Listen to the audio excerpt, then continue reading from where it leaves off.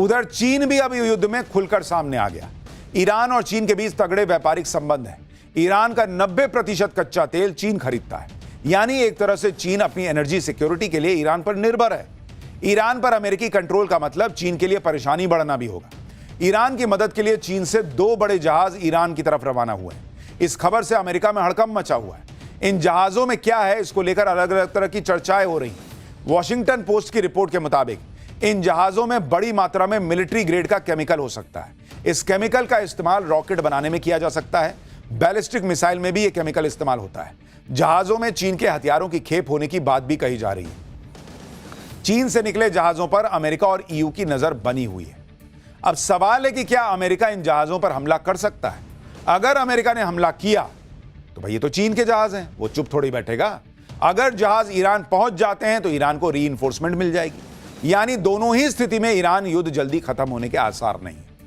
रूस और चीन की एंट्री के बीच ईरान पर हमले को लेकर ट्रंप जिस तरह से और जितनी तरह की बातें कर रहे हैं, उससे भी लोग हैरान हैं। ट्रंप अमेरिका के राष्ट्रपति हैं, लेकिन सोचिए कि ईरान की नेवी के दर्जनों शिप तबाह करने के बाद ट्रंप उसका मजाक उड़ा रहे हैं। कह रहे हैं कि अमेरिकी सेना कह रही है कि शिप को डुबाने में ज्यादा मजा आता है। आप सोचिए कैसे लोग हैं यार। एक निहत्था शिप मार दिया, उसमें लोग मर गए, कह रहे हैं कि उसको पकड़े नहीं, लेकिन डुबाने में ज्यादा मजा आता है ना, इसलिए डुबा दिए। सुनिए जरा इस आदमी को। The Navy is gone. It's all lying at the bottom of the ocean. 46 ships. Can you believe it? In fact, I got a little upset with our people. I said, what quality of ship? Excellent, sir. Top of the line. I said, why did we just capture the ship? We could have used it. Why did we sink them? He said, it's more fun to sink them. I said, that's a... सोचिए एक देश की navy के दर्जनों ship आप तबाह कर दें और फिर कहते हैं कि शिप डुबोने में मजा आता है। इतना ही नहीं, कल ही ट्रंप ने कहा कि 4 लोगों की सलाह के बाद ईरान पर हमले का फैसला हुआ था। इसमें पहले हैं ट्रंप के दामाद जेरेड कुशनर, दूसरे हैं ट्रंप के विशेष दूत और करीबी स्टीव विटकॉफ, तीसरे हैं रक्षा मंत्री पीट हेगसेथ और चौथे हैं विदेश मंत्री मार्को रूबियो। ट्रंप ने कहा कि इन सभी ने बताया कि ईरान हमला करने वाला है। ईरान को रोकने के लिए हमने पहले हमला करने का फैसला कर दिया। सोचिए एक देश पर ट्रंप ने इसलिए अटैक कर दिया क्योंकि उन्हें 4 लोगों ने सलाह दी थी। इन 4 लोगों में इनका एक दामाद भी था और एक दोस्त था। ऐसे तो इनका देश चल रहा है। ट्रंप की फजीहत इस मामले में भी हो रही है कि ईरान में बच्चियों के स्कूल पर युद्ध में मिसाइल गिराएगी। ईरान के खिलाफ युद्ध के पहले ही दिन यानी 28 फरवरी को एक गर्ल्स स्कूल में मिसाइल अटैक पर ट्रंप बुरी तरह घिर गए। इस हमले में 150 से ज्यादा स्कूली छात्राओं की मौत हुई थी।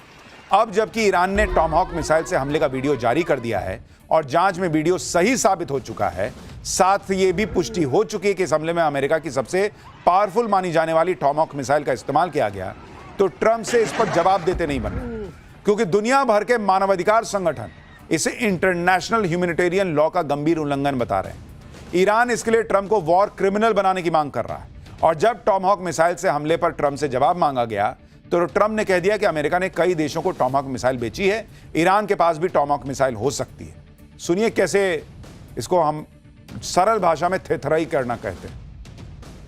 American missile strike and a Tomahawk missile likely destroyed that Iranian girls' school. So will the U.S. accept any responsibility? Well, I for haven't that strike? seen it, and I will say that the Tomahawk, which is one of the most powerful weapons around, is used by, is sold and used by other countries, you know that.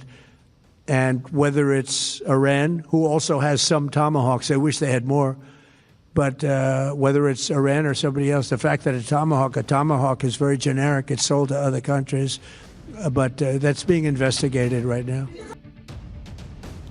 America जैसा बेशरम देश आपको शायद ही मिलेगा और Donald Trump बेशर्मी के चरम पर हैं बॉस।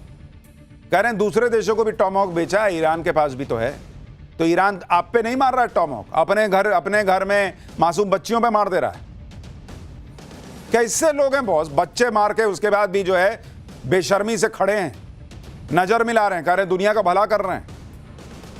आप देखिए कि जो ट्रंप अब कह रहे हैं कि ईरान के पास भी टॉमहॉक मिसाइल हो सकती है, वही ट्रंप बच्चों के स्कूल में मिसाइल अटैक के बाद इसमें अमेरिका का हाथ होने से साफ इनकार करते रहे। कहा गया कि अमेरिका ने इस युद्ध में टॉमहॉक मिसाइल का इस्तेमाल ही नहीं किया। लेकिन ट्रंप के इन दावों को खुद उनकी सेना ने तब झूठा साबित कर दिया जब अमेरिकी वॉरशिप से ईरान पर दागी गई मिसाइल्स का वीडियो जारी किया गया। एक्सपर्ट्स ने बता दिया कि इस वॉरशिप से भी टॉमहॉक मिसाइल दागी गई है बॉस। अब अमेरिका का हाल देखिए, एक तरफ राष्ट्रपति ट्रंप दिखा रहे हैं कि युद्ध लगभग खत्म हो गया, ईरान की नेवी एयरफोर्स सब मैंने खत्म कर दिया है, मिसाइल भी कम बची है, ड्रोन हर जगह नाकाम हो रहे हैं, ये ट्रंप कह रहे हैं। वही ट्रंप प्रशासन के लोग ईरान को हराने के लिए नए सहयोगी तलाशने में जुट गए। ट्रंप के करीबी रिपब्लिकन सेनेटर लिंडसे ग्राहम को ही देख लीजिए, उन्होंने सऊदी अरब को युद्ध में शामिल होने की धमकी दे दी। लिंडसे ग्राहम कह रहे हैं कि सऊदी अरब ईरान के हमलों को रोकने के लिए अपनी सेना का इस्तेमाल नहीं कर रहा है। क्यों भाई, तुम तो दुनिया की नंबर 1 सेना हो, मारो ना, तुमको सऊदी की सेना क्यों चाहिए? कह रहा है कि जबकि रियाद में ईरान के लगातार हमलों की वजह से अमेरिका को अपना दूतावास खाली करना पड़ा है। ऐसे में लिंडसे ग्राहम ने सऊदी अरब को अमेरिका के साथ हुई डिफेंस डील की याद दिलाई और कहा कि अमेरिका आतंक को खत्म करने के लिए अरबों डॉलर खर्च कर रहा है, लेकिन सऊदी अरब सिर्फ बयानबाजी कर रहा है। यही नहीं, लिंडसे ने सऊदी अरब को युद्ध में सेना नहीं उतारने पर गंभीर परिणाम भुगतने की चेतावनी दी है। गजब गुंडई चल रही है भाई अमेरिका की, गजब। एक तो सऊदी अरब हो, कतर हो, यूएई हो, जो भी ये खाड़ी देश हैं, वो अमेरिका की वजह से फंसे पड़े हैं। उसमें इनका राष्ट्रपति नौटंकी कर रहा है कि मैंने वहां सब खत्म कर दिया, और राष्ट्रपति का सलाहकार कह रहा है कि सऊदी अरब इसमें सेना क्यों नहीं भेज रहा है, बहुत बुरा परिणाम होगा। अरे जब सब खत्म ही कर दिए तो सऊदी की सेना तुमको चाहिए क्यों? ऐसे तो बहुत तुम पूरी दुनिया में दिखाते हो कि अमेरिका की सेना के सामने कोई टिक नहीं सकता, तो लड़ो ना अकेले। इजराइल तुम्हारे साथ है, वो कम पड़ रहा है। आप देखिए कि दुनिया भर में हेकड़ी दिखा रहे ट्रंप का ईरान युद्ध की वजह से क्या हाल हो चुका है। ट्रंप के सीनेटर ने सऊदी अरब को युद्ध में उतरने की धमकी दी, जिस पर यूएई के अरबपति खलफ अहमद अल हफ्तूर ने पलटवार किया। अरबपति हफ्तूर ने कहा कि वो अच्छी तरह जानते हैं कि सऊदी अरब पर हमला क्यों हो रहा है, और ये भी जानते हैं कि किसने पूरे मिडिल ईस्ट को इस खतरनाक युद्ध में घसीटा है, वो भी बिना उन लोगों से सलाह लिए जिन्हें वो इस क्षेत्र में अपना सहयोगी कहता है। आगे हफ्तूर ने कहा कि सऊदी अरब को ऐसे किसी शख्स की जरूरत नहीं है जो ये दावा करता है कि वो हमें बचाने मिडिल ईस्ट आया। सच्चाई यह है कि अमेरिका के जल्दबाजी भरे फैसलों ने मिडिल ईस्ट को युद्ध में उलझा दिया है। हफ्तूर ने कहा कि मिडिल ईस्ट के देश ईरान को खतरा मान सकते हैं, लेकिन इसका मतलब यह नहीं कि बाहरी ताकतों की तरफ से शुरू किए गए युद्ध में शामिल होने के लिए खुद तैयार हो जाएं। आखिर में हफ्तूर ने कहा कि सऊदी अरब को अमेरिका की सुरक्षा की जरूरत नहीं है। अमेरिका सऊदी अरब से दूरी बनाए रखे। अगर हथियार की बात है तो यह किसी तरह का कोई एहसान नहीं है। सऊदी अरब अपनी सुरक्षा के लिए निवेश करता है, इन हथियारों के लिए अरबों डॉलर खर्च करता है। तुम कोई फ्री में थोड़ी दे रहे हो। यह एक बड़ा ट्रेड और इंडस्ट्री है जो इस तरह के सौदों पर ही टिका है। यानी अब खाड़ी देशों के लोग ही डोनाल्ड ट्रंप और अमेरिका को उनकी हैसियत याद दिला रहे हैं कि तुम्हारे वजह से हम फंसे हुए, हमको ज्ञान मत बांटो, और हथियार दिए हो तो एहसान नहीं किए, पैसा लियो भर भर के। तो ये तो हाल है अमेरिका का। लेकिन हमारे देश की पॉलिटिक्स में क्या चल रहा है, आप जरा इसका चैप्टर देखिए। शराब घोटाले की पिक्चर अभी बाकी है। हाईकोर्ट में वो हुआ कि केजरीवाल एंड टीम की नींद उड़ जाएगी क्या? बंगाल चुनाव के पहले ममता बनर्जी को सुप्रीम कोर्ट से कैसे झटका लगा? एसआईआर पर बन रहे सारे माहौल की हवा निकल गई है क्या? अब इसका चैप्टर।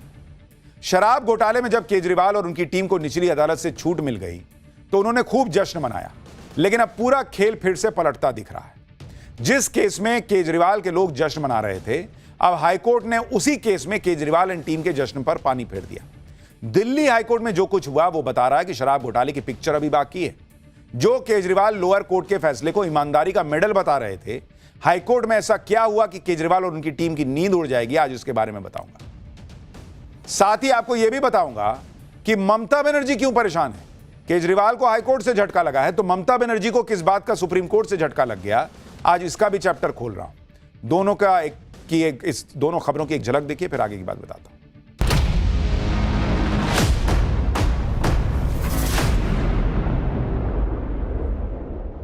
सड़क पे बैठी हुई है मुख्यमंत्री, धरना पे बैठी हुई है। गणेश कुमार को आत्मचिंतन और आत्ममंथन करना चाहिए। इस बार जनता उसका एक एक पाई का हिसाब लेगी। एसआईआर के मुद्दे पर धरने पर बैठी ममता बनर्जी की मुश्किल कैसे बढ़ गई वो बताऊंगा, लेकिन पहले अरविंद केजरीवाल की बात। दिल्ली शराब घोटाले के आरोपों में घिरे अरविंद केजरीवाल को निचली अदालत ने बरी कर दिया। इससे वो बड़े उत्साहित थे, उनके अच्छे दिन शुरू हो गए थे, वो फिर से पॉलिटिक्स में एक्टिव हो गए थे। केजरीवाल की वापसी की बातें होने लगी थी, जश्न मनाया जा रहा था। केजरीवाल ने तो यहां तक कह दिया कि कोर्ट कह रहा है कि वो कट्टर ईमानदार हैं। लेकिन जब सीबीआई ने ट्रायल कोर्ट के फैसले को हाईकोर्ट में चुनौती दी तो अरविंद केजरीवाल के दावों की हवा निकल गई। दिल्ली हाईकोर्ट ने सीबीआई की याचिका पर अरविंद केजरीवाल, मनीष सिसोदिया और 21 दूसरे आरोपियों को नोटिस जारी कर दिया है। जिन्हें ट्रायल कोर्ट ने बरी कर दिया था। आरोपियों को नोटिस जारी करने का मतलब है कि केस पूरी तरह बंद नहीं हुआ है और अब दोबारा से पूरे मामले की सुनवाई होगी, जो केजरीवाल के लिए मुश्किल ला सकती है। क्योंकि आप देखिए कि हाईकोर्ट ने ट्रायल कोर्ट के फैसले पर क्या कहा है। दिल्ली हाईकोर्ट ने कहा कि गवाहों और अप्रूवर के बयानों के बारे में ट्रायल कोर्ट की टिप्पणियां पहली नजर में गलत हैं और उन पर विचार करने की जरूरत है। सीबीआई इन्वेस्टिगेशन अधिकारी पर गलत जांच करने और पद का गलत इस्तेमाल करने की बात पहली नजर में पूरी तरह से गलत है, हाईकोर्ट कह रहा है। साथ ही हाईकोर्ट ने जांच में खामियों के लिए सीबीआई अधिकारी की जांच कराने के ट्रायल कोर्ट के आदेश पर भी रोक लगा दी। कोर्ट ने यह भी कहा कि जब तक हाईकोर्ट इस मामले में फैसला नहीं सुनाता तब तक ट्रायल कोर्ट ईडी वाले केस में फैसला न सुनाए। यानी जब हमने उस दिन फैसला आया था तो आपसे कहा था कि अरविंद केजरीवाल को एक लाइफलाइन मिल गई है कि जब तक हाईकोर्ट से फैसला नहीं आएगा तब तक तो भाई वो यही कहेंगे कि मैं ईमानदार हूं, क्योंकि निचली अदालत ने कह दिया। लेकिन केजरीवाल को झटका तब लग गया जब फैसला तो बाद में आएगा, लेकिन हाईकोर्ट ने निचली अदालत की कई बातों को ही गलत बता दिया। यानी अरविंद केजरीवाल के लिए हाईकोर्ट की ये टिप्पणियां झटके की तरह हैं। एक तरफ हाईकोर्ट ने ट्रायल कोर्ट की फाइंडिंग्स पर सवाल उठा दिए, दूसरी तरफ अब सीबीआई के बाद ईडी भी हाईकोर्ट पहुंच गई है। ईडी ने शराब घोटाले के आरोपियों को बरी करते समय ट्रायल कोर्ट की टिप्पणियों को हटाने की मांग की। ईडी ने कहा कि वो किसी भी तरह से सीबीआई की कार्रवाई में पार्टी नहीं थी। गलत टिप्पणियां रिकॉर्ड करने से पहले उसे अपनी बात रखने का कोई मौका तक नहीं दिया गया। ईडी के अनुसार यह स्थिति नेचुरल जस्टिस और जुडिशियल डेकोरम के बुनियादी सिद्धांतों का खुलेआम उल्लंघन कर रही है। लेकिन सवाल उठता है कि अगर हाईकोर्ट यह सुनता है और उसको लगता है निचली अदालत ने जो टिप्पणियां की वो गलत थी, जो वो अभी कह रहा है प्राइमा फेसी लग रहा है, तो भाई निचली अदालत तो कह देती है कि भाई आप सीबीआई के अधिकारी पर जो है एक्शन होना चाहिए। हाईकोर्ट कहेगा कि ऐसा फैसला देने वाले अदालत में जो जज बैठे थे उनके साथ क्या होना चाहिए। ये तो लोग पूछेंगे जिनका न्याय प्रक्रिया में विश्वास है। लेकिन अब यह लड़ाई लंबी है। फिलहाल यह शुरुआती झटका है केजरीवाल के लिए, लेकिन अभी हाईकोर्ट से क्या फैसला आएगा यह देखना होगा और उसमें कितना वक्त लगेगा यह भी बहुत इंपॉर्टेंट है। केजरीवाल के लिए हालांकि एक नई मुसीबत आकर खड़ी हो गई। उधर एक मुसीबत ममता बनर्जी के सामने भी है। बंगाल में गजब ही हो रहा है। एसआईआर लिस्ट से लोगों का नाम कटने के विरोध में मुख्यमंत्री ममता बनर्जी धरने पर है।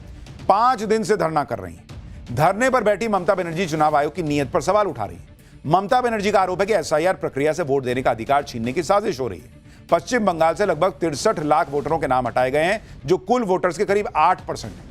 ममता का आरोप है कि जिनके नाम काटे गए उनमें तमाम लोग जीवित हैं और वो दलित, आदिवासी, मुस्लिम और बंगाली भाषी हैं। ममता बनर्जी की मांग है कि चुनाव आयोग तुरंत एक सप्लीमेंट्री लिस्ट जारी करे, जिससे उन सभी लोगों के नाम शामिल हों जो फाइनल लिस्ट से बाहर हो गए।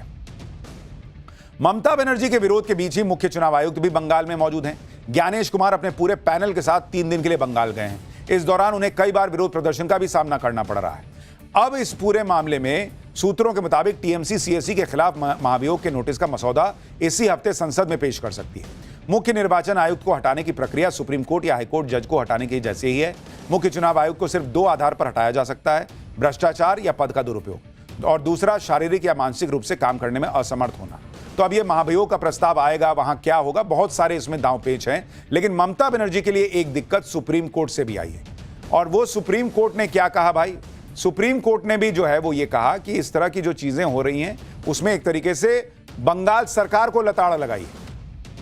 और वहां उसने सुप्रीम कोर्ट ने कहा कि भाई इसमें एसआईआर में उसको तो जो है कुछ गलत नहीं दिख रहा है। तो ये भी ममता सरकार के लिए एक बड़ा झटका है। तो अब हमारा स्पेशल सेगमेंट सोचा है कभी, वो सवाल जो दिमाग की बत्ती जला दे। युद्ध के हालात के बीच इस वक्त हर कोई एलपीजी सिलेंडर की बात कर रहा है, लेकिन क्या आपने सोचा है कभी कि जिस रसोई गैस यानी एलपीजी से आप खाना बनाते हैं, वो रसोई गैस खुद कैसे बनती है और कहां कहां बनती है? आज इसके बारे में आपको बताता हूं। दरअसल एलपीजी यानी लिक्विफाइड पेट्रोलियम गैस का इस्तेमाल खाना पकाने में होता है, और भारत में कुल एलपीजी की मांग का केवल 40% के करीब ही घरेलू उत्पादन से पूरा होता है। भारत मध्य पूर्व के देशों और अमेरिका से ज्यादा एलपीजी खरीदता है। असल में एलपीजी तो पेट्रोलियम उत्पादों को साफ करने यानी रिफाइनिंग के दौरान निकलने वाला एक सह उत्पाद है, को प्रोडक्ट। जब कच्चा तेल यानी क्रूड ऑयल जमीन या समुद्र के नीचे से निकाला जाता है तो वो बहुत गाढ़ा होता है। इसे रिफाइनरी में बड़े बड़े टावर्स में बहुत उच्च तापमान पर गर्म किया जाता है। गर्म होने पर तेल से अलग अलग चीजें निकलती हैं, जैसे पेट्रोल, डीजल, केरोसिन और एलपीजी।